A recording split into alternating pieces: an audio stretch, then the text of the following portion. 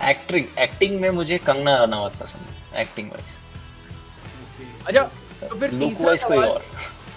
Look wise भी मतलब बता कौन दीजिए, कौन कौन? लुक वाइज बता दो। हाँ, जानवी कपूर, आई थिंक जानवी कपूर खुशी तो कि आप अपना सामान बांध दीजिए, आपको ये श्रीलंका टूर पे आना है। तो I was like okay sir. हाँ ओके सर, मैं निकलता हूँ। बोला आपको बीसीसीआई से कॉल आ जाएगा, फ्लाइट टिकट सॉरी। और मैंने ये किसी को तब तक नहीं बताया जब तक मेरे पास फ्लाइट टिकट्स नहीं है। मैंने बोला ज्यादा अच्छा दोस्त कौन है, मयंक अग्रवाल या शिखर धवन? मेरे हाँ।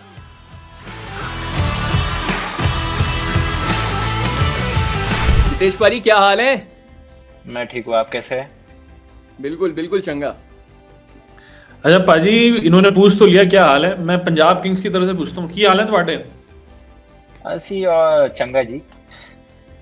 चंगे है भाजी। ਮੈਨੂੰ ਲੱਗਦਾ ਹੈ ਕਿ चंगे। ਪੰਜਾਬ ਕਿੰਗਸ ਦੇ ਜਿਹੜੇ ਫੈਨ ਹੈ ਉਹ ਔਰ ਕੀ ਕਹਿੰਦੇ ਹੈ ਗਦਗਦ ਹੋ ਜਾਣਗੇ ਤੁਹਾਨੂੰ ਵੇਖ ਕੇ ਆਈਪੀਐਲ ਤੋਂ ਪਹਿਲਾਂ, क्योंकि ਤੁਸੀਂ इंडिया भी खेल रहे हो तो बहुत बहुत बधाइयां ਤੁਹਾਨੂੰ। भाई शुक्रिया बधाई की शुक्रिया। बात हो रही है, अगर बधाई की बात हो रही है, थोड़ा सा जानना चाहेंगे कि जब से वो इंडिया कॉल अप आया है, जब से वो इंडिया कॉल अप आया है, ये जो आसपास जो नेबर्स वेबर्स रहते हैं, मिठाइयाँ कितनी आ गई घर पे? मिठाइयाँ आई तो नहीं है, मैंने बांटी जरूर है। क्या बात है, क्या अच्छा। बात है। पर फोन तो लगातार चलते होंगे, मतलब मैसेजेस इतने आ गए होंगे जिसकी वो नहीं है, फॉलोअर्स तो अलग बढ़ेंगे ही बढ़ेंगे, बट उसके अलावा जो आसपास के नेबर्स हैं, आई थिंक एक डिफरेंट वाइब जरूर आ गई होगी पाजी, और एक डिफरेंट रिस्पॉन्सिबिलिटी जरूर आ गई होगी। वो इंडिया की वर्दी पहन के, मैं वर्दी कहूंगा, जी जी जर्सी नहीं, जी मैं तो जी। वर्दी कहूंगा, जिस तरीके से वो रिस्पॉन्सिबिलिटी आ गई है, थोड़ा सा उसके बारे में बताएं। लोगों का नजरिया तो बदला है, नो डाउट। अभी वो इंडिया की जर्सी पहनना एक रिस्पॉन्सिबिलिटी है। मैं कोशिश करूंगा कि उस रिस्पॉन्सिबिलिटी को 100% अच्छे नियत से उसको कर पाऊँ, यानी उसको सेटिस्फाई कर पाऊँ। और लोग तो बदले हैं, नो डाउट। अभी मुझे शायद से फ़ोन नंबर भी चेंज करना पड़ेगा जो फ़ोन कॉल्स हैं। और मैं बहुत शांतिपूर्वक आदमी हूँ, बहुत शांति में रहना चाहता हूँ, हाँ अकेले। पर अभी फ़ोन इतने बज रहे कि अभी शायद से मुझे नंबर चेंज करना पड़ेगा। बढ़िया है, बढ़िया है। तो हमें एटलीस्ट हमारे पास में वो नया नंबर आ जाएगा, हम तो ये मान रहे हैं। पक्का पक्का, अगर महीने में एक बार फ़ोन मैसेज हो तो चलेगा, रोज़ रोज़ नहीं। जी तो पाजी, मैं आपसे एक चीज़ जानना चाहूँगा कि ज़रूर अब इंडिया का कॉल अप आया, लेकिन थोड़ा पहले लेके चलते हैं, थोड़ा जर्नी की शुरुआत देखते हैं कैसी रही थी आपकी, क्योंकि आप ऑब्वियसली विदर्भ के लिए खेले, रणजी क्रिकेट खेल रहे थे, फिर पंजाब किंग्स के लिए आईपीएल खेला, अब इंडिया का कॉल अप आता है।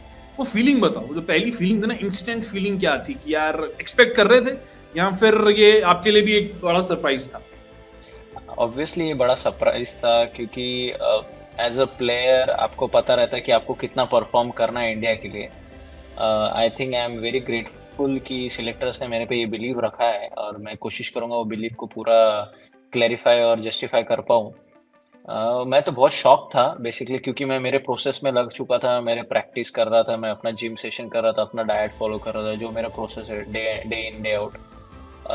फिर जैसे मुझे वीसी के वाइस प्रेसिडेंट प्रशांत वैद्य जी का कॉल आया कि आपको इंडियन सिलेक्टर बात करना चाहते हैं, तो मैंने सोचा मे भी हो सकता है कि मैं स्कीम में होगा, या एनसीए बुला के फिटनेस टेस्ट या कुछ रिहैब या कुछ होगा, वो उनको फीडबैक लेना होगा। पर उन्होंने कहा कि आप अपना सामान बांध दीजिए, आपको ये श्रीलंका टूर पे आना है। तो I was like okay sir. हाँ ओके सर, मैं निकलता हूँ। बोला आपको बीसीसीआई से कॉल आ जाएगा, फ्लाइट टिकट सॉरी। और मैंने ये किसी को तब तक नहीं बताया जब तक मेरे पास फ्लाइट टिकट्स नहीं है। मैंने बोला देखते हैं कि हो सकता है कि फ़ोन कर किसी बोल के भूल गए हो या कुछ हुआ हो, जब तक फ्लाइट टिकट नहीं आते मैं किसी को कुछ बताया नहीं।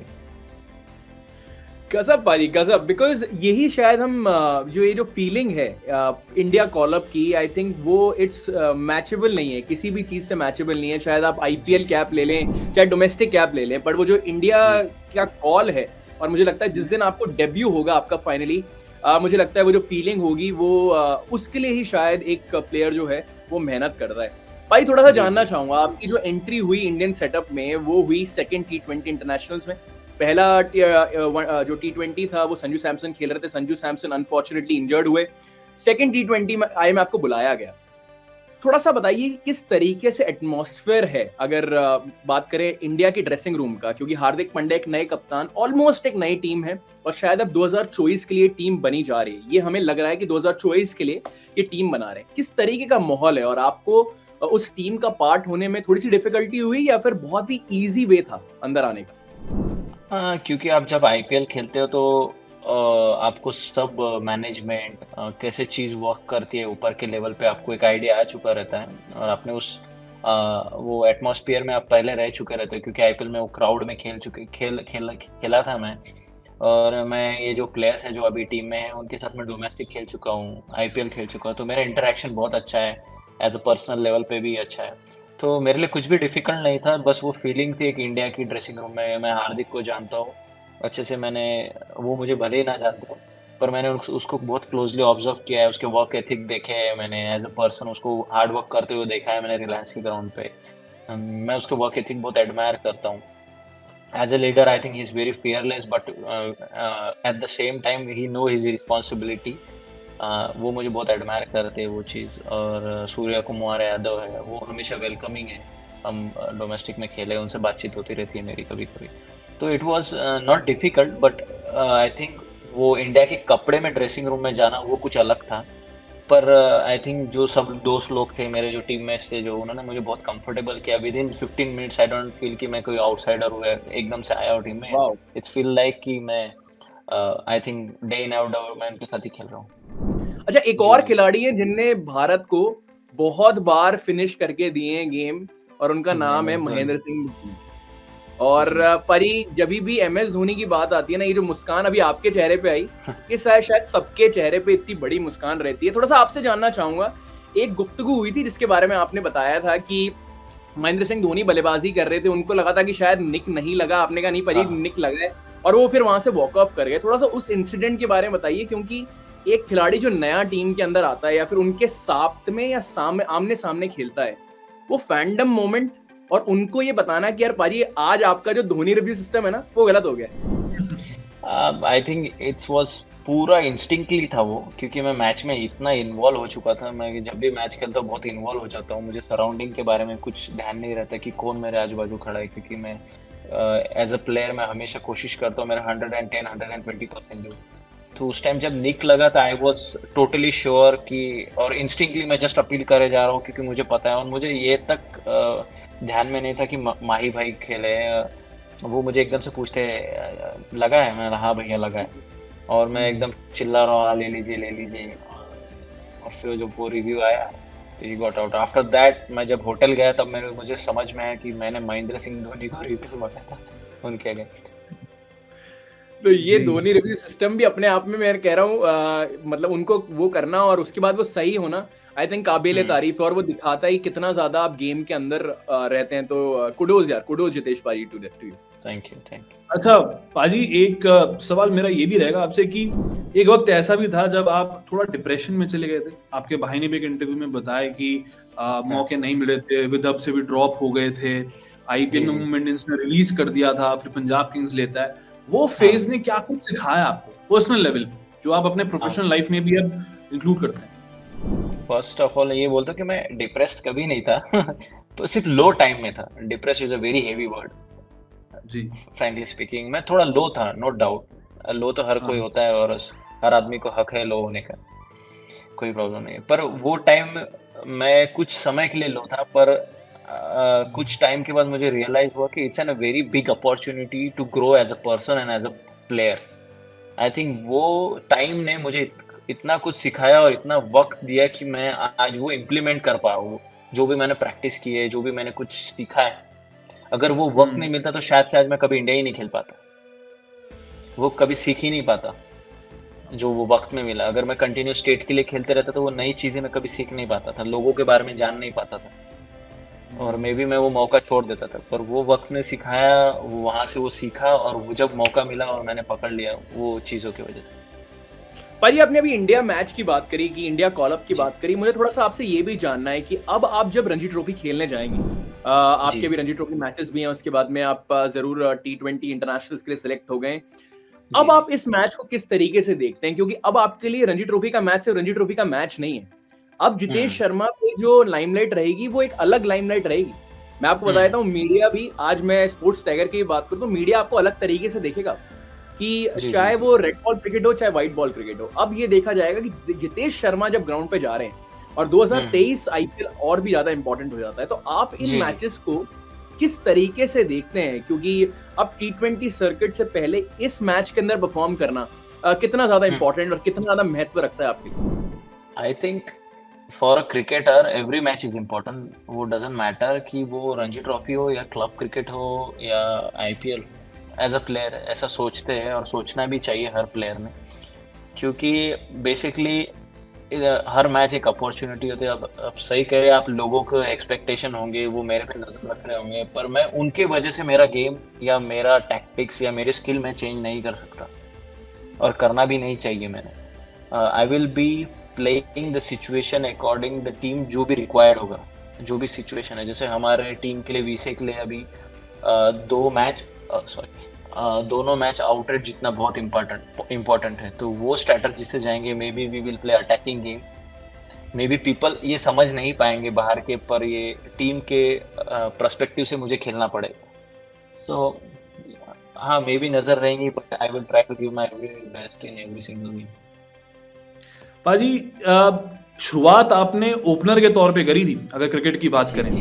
बीच में जो आपके कोच थे उन्होंने बोला कि यार आप फिनिशिंग के रोल में जाइए, क्योंकि फिनिशर है नहीं हमारे पास टीम के अंदर। विदर्भ के पास आई थिंक डोमेस्टिक लेवल पे फिनिशर था नहीं। वो प्रोसेस कैसा था? क्योंकि मुझे याद आता है कि वीरेंद्र सहवाग तो मिडिल ऑर्डर में आए थे, वो ओपनर बने। रोहित शर्मा मिडिल ऑर्डर में खेलते थे, वो अब ओपनिंग करते हैं। बट एक ओपनर का फिनिशर के रोल में जाना, ये प्रोसेस के बारे में थोड़ा बताइए। मुझे लगता है जो आदमी जिंदगी में ओपन हो, हमेशा कोई नई चीज करने का उसमें कोई हिम्मत हो या जिगरा हो, वो आदमी ही कुछ चेंज कर सकता है लाइफ में। अगर कोई स्टबन आदमी नहीं कर सकता खुद को चेंज। तो मैं बहुत ओपन था, और जैसा टीम के लिए जो रिक्वायर्ड था, I was ready all the time. मैं अभी भी रेडी हूँ 9 नंबर जाने के लिए, ओपन जाने के लिए। बस मेरी टीम जीते और मुझे वो मुस्कान मिले, बस वही मैं हमेशा चाहता हूँ। तो वही इंसिडेंस हुआ कि हमारे टीम के पास कभी ओपनर मींस मिडल ऑर्डर नहीं था, और मैं एक बैट्समैन था जो ओपन में जाके पावर प्ले में मारता था। तो वही मेरे जो कोच थे प्रीतम गंदे सर, वो बोल रहे थे तू जो ओपन में 15 बॉल में 30-35 कर रहा है, वो अगर तू मिडल ऑर्डर में कर दे तो it will be a big thing for team, और ये कोई नहीं कर पाता है आज के इसमें जो अभी कंडीशन है। Sir I don't mind for the team, if I want to go I don't mind. तो उन्होंने मुझे प्रैक्टिस गेम में पहले भेज के देखा। मैंने फर्स्ट मैच में 32 बॉल समथिंग 72 रन किए थे। फिर हाँ, और फिर एक मैच हुआ, सर ने बोला कि लास्ट 4 ओवर्स है, तो इसमें कैसा खेलता है मेरे को देखना है। मैंने बोला जी सर कोई दिक्कत नहीं। मैंने कुछ 5-6 बॉल ली और फिर मारना चालू किया, तो उसमें भी 20 बॉल 40 कर दी हमारे इसमें। तो फिर ऐसी प्रैक्टिस मैच में मैं स्कोर करते गया, तो सर ने उस दिन डिसाइड कर दिया कि जितेश शर्मा 4 नंबर जाएगा। पर टूर्नामेंट आते आते मैं 5, फिर 6, फिर मिडल ऑर्डर से फिनिशर होते, फिर कोई नहीं था जो फिनिश कर पा रहा था मैच करता। तो मैंने बोला सर आई एम ओपन, पर I think because of this open nature, I think मैं अच्छा ओपन फिनिशर अभी मैं प्रोसेस में हूँ कि हो सकूँ अच्छा फिनिशर। बनोगे यार, बनोगे, जरूर बनोगे, क्योंकि जिस तरीके से आपकी गाड़ी जा रही है, आप में बिलीव बहुत है और कामनेस बहुत है। मतलब पिछले 15 मिनट में मुझे ये चीज जरूर रियलाइज हो गई है कि आप में कामनेस है, और वो शायद एक फिनिशर के लिए बहुत ज्यादा महत्वपूर्ण है। काम रहना उन कंडीशंस में जहाँ पे वो प्रदर्शन दे पाए। पर यार आखिरी सवाल लूंगा डीटेल वाला, उसके बाद में मैं रैपिड फायर पे जाऊंगा। बट आखिरी सवाल लेने से पहले जानना चाहूंगा, ये विदर्भा की टीम में कुछ है क्या? मतलब सारे खिलाड़ी अच्छा निकल जाते हैं? मे बी ऊपर वाले का होगा कुछ विषय पे ध्यान ज्यादा। अच्छा, तो मेरा भाई आखिरी डिटेल सवाल, और उसके बाद हम जरूर रैपिड फायर राउंड पे जाएंगे। सवाल ये है कि थोड़ा सा पंजाब किंग्स के बारे में बताइए, क्योंकि पंजाब किंग्स में हमने जनरली ये देखा है कि जिन खिलाड़ियों में भरोसा दिखाती है, उनमें बहुत ज्यादा भरोसा दिखाती है। जैसे कि आपने हम भरोसा दिखाना चालू करा, तो ऐसा लग रहा है कि अब 3-4 साल 5 साल रुकेगी ही नहीं और भरोसा दिखाते जाएगी अगर परफॉर्मेंसेस आती है। बट पैरेलली क्रिस गेल का भी एक स्टेटमेंट आया कि मुझे मजा नहीं आया पंजाब किंग्स के साथ में, या मुझे अच्छा नहीं लगा, मेरा स्किल अच्छा नहीं था। मयंक अग्रवाल को भी एक सीजन के बाद में ड्रॉप कर देते हैं। किस तरीके से देखते हैं इसको आप? मैं ऐसा आदमी हूँ, मैं किसी को जज नहीं कर सकता, क्योंकि जब तक वो मेरे पे नहीं होगा मैं किसी के लिए बात नहीं कर सकता। अगर मैं लोगों से सुनूंगा तो मैं वो आदमी नहीं होगी जो मैं लोगों से सुन के मैं वैसा बोलूँ, आदमी को वैसा जज करना शुरू कर दूँ, या वो फ्रेंचाइजी को वैसा जज करना शुरू कर दूँ। मैं तो बहुत नसीबवान समझता हूँ कि मुझे पंजाब ने पिक किया और चांस दिया। भले ही वो किसी के लिए कुछ वे में कुछ डिफिकल्ट होगा, पर मेरे लिए तो भगवान के दर्जा देना चाहूंगा, क्योंकि उन्होंने वो स्पार्क देखा, टैलेंट देखा और मुझे दिया। I will be always grateful for PBKS. For sure. आज इंडिया भी खेल रहा हूँ क्योंकि एक मौके की वजह से, पर वो मौका देने के लिए उन्होंने जो उनके गट्स, उनका बिलीफ था मुझे देने के लिए, उनको फ्रेंचाइजी को भी वो एक बिलीफ चाहिए होता है ना देने के लिए। तो I am very happy and very comfortable with PBKS. I think उन्होंने मुझे बहुत अच्छा हैंडल किया वहाँ, मुझे बहुत रिस्पेक्ट मिला बेसिकली। जब एक प्लेयर आता है तो प्लेयर ऑब्वियसली एक ही चीज़ चाहता है कि रिस्पेक्ट मिले, कोई प्यार से बात करे। हम तो फिर है ही जान देने के लिए, टीम में लगाने के लिए। चलिए भाई, अब रैपिड फायर राउंड लेंगे। रैपिड फायर राउंड के अंदर जो पहला सवाल हम आपकी ओर लेना चाहते हैं वो ये है, महेंद्र सिंह धोनी और Dinesh Karthik better wicket keeper? बहुत difficult, very difficult, because DK भाई technically outstanding, but match awareness है और उसके वजह से माई भाई, so very difficult to choose. Sorry. अच्छा पाजी, डिफिकल्ट है थोड़ा, लेकिन अब जो मैं आपसे सवाल पूछने वाला हूँ थोड़ा सा बॉलीवुड की तरफ है, क्रिकेट से थोड़ा दूर चलते हैं, थोड़ा बहुत क्रिकेट की बात कर ली हमने। फेवरेट एक्ट्रेस कौन है? दिशा पाटनी है कि कायरा अडवाणी है? दोनों भी नहीं है। तो कौन है? दोनों ही नहीं है, तो एक बता दो जो आपकी फेवरेट है। एक्टिंग में मुझे कंगना रनावत पसंद है, एक्टिंग वाइज। ओके, अच्छा तो फिर लुक तीसरा वाइज कोई सवाल, और। लुक वाइज भी बता दीजिए, कौन? लुक वाइज बता दो। हाँ, जानवी कपूर है, जानवी कपूर, खुशी कपूर। अरे वाह, अरे वाह, नाइस। परी, अब आपसे ये सवाल है कि एक चीज जो आप इंडिया वर्सेस न्यूजीलैंड जो सीरीज आ रही है उसमें अचीव करना चाहते हैं। Fearless, to be fearless and express myself and give my 100%. That's all I want to achieve in that. कोई भी मोमेंट में मैं ऐसा नहीं चाहता कि जहाँ मैं 99% हूँ। भाई पंजाब किंग्स की अगर बात करी जाए तो सबसे ज्यादा सोता कौन है? सबसे ज्यादा आराम कौन करता है? नींद आती रहती है पूरी दिन पर इसको। ऐसे तो शायद से बहुत लोग हैं, पर मैं आई फील बानू का राजपक्ष। अच्छा परी, अब आपसे जानना चाहेंगे, आपको एक शब्द में बताना है, आप दो शब्द यूज नहीं कर सकते, आपको एक शब्द में बताना है। डिफाइन करें ऋषभ पंत को, एक शब्द। Game changer. पाजी आपकी फेवरेट फिल्म? बहुत सारी है, फिर भी अगर टॉप 3 बता दो, चलो एक नहीं तो 3 भी दिमाग में आ रही हैं, जो भी आपको सही। Forrest Gump. Forrest Gump. Forrest Gump. भाई आप मानोगे नहीं, वो मेरी फेवरेट है। हाँ, class. Too good, too good. अच्छा, कौन है आपका बेटर? कास्टअवे। कौन सी? कास्टअवे। Same actor. जी जी। अच्छा, नेक्स्ट सवाल जो आपकी ओर है वो ये है कि ज्यादा अच्छा दोस्त कौन है, मयंक अग्रवाल या शिखर धवन? मेरे? हाँ। दोनों दोस्त तो नहीं, मेरे सीनियर्स है एंड दे आर वेरी, क्या बोलते हैं, बहुत जॉली नेचर के, and they have been very good to me. भाई इसमें से आपको कुछ एक चूज करना है, जो मैं आपसे नेक्स्ट सवाल पूछ रहा हूँ, और सवाल ये है कि 2024 India call up for world cup of course, या फिर 2023 आईपीएल विन और आईपीएल फाइनल में man of the match? 2023 IPL final man of the match, अगर वो करूंगा तो ऑटोमेटिकली मुझे इंडिया का कॉल आ जाएगा 2024। देखो, स्मार्ट आंसर यार, बिल्कुल। ये बात भाई, पंजाब की टीम में फूडी कौन है सबसे ज्यादा? फूडी? ज्यादा। हाँ, ओडियन स्मिथ था, जो अभी नहीं है टीम में, पर ओडियन स्मिथ, क्योंकि मेरे रूम के अपोजिट ही थे। अच्छा, बाजू में ही। हाँ, जब देखो ट्रे खाली दिखती थी। अच्छा बाजी, एक आखिरी सवाल आपसे पूछना चाहेंगे, क्या यहाँ से आज हम 2023 में बात कर रहे हैं, 2028 या जब भी आप अपना करियर एंड करते हैं, कहाँ अपने आप को एंड करते हुए देखते हैं?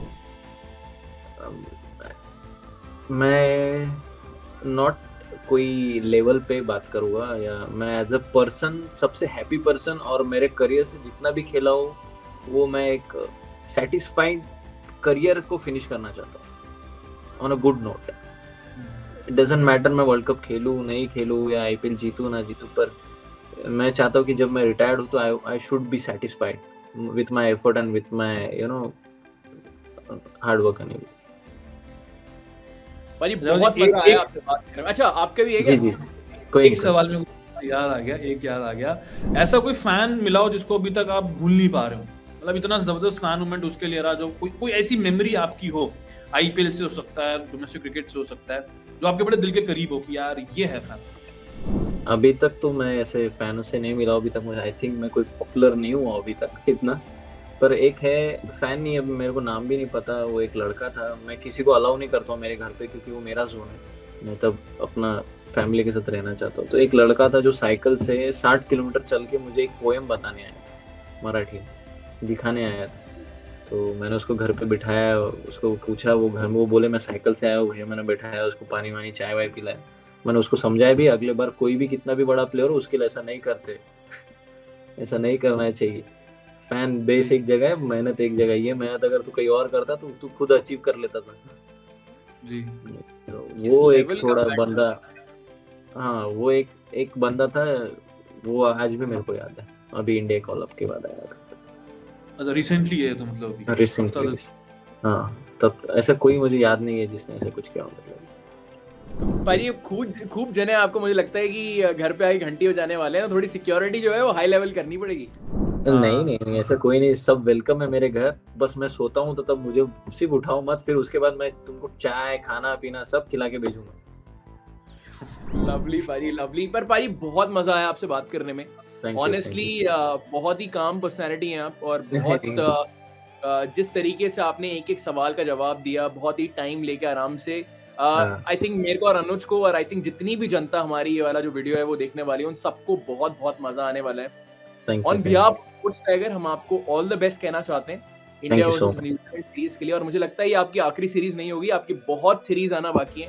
2023 आईपीएल आपके लिए बहुत बेहतरीन जाने वाला है, तो all the very best to you, and I hope कि आपको भी उतना ही मजा आया हो जितना हमें आया। नहीं श्योर मुझे बहुत मजा आया, ये क्वेश्चन बहुत इंटरेस्टिंग थे, और जो भी था, जो भी ट्रांसपेरेंसी थी, आई लाइक इट, गुड।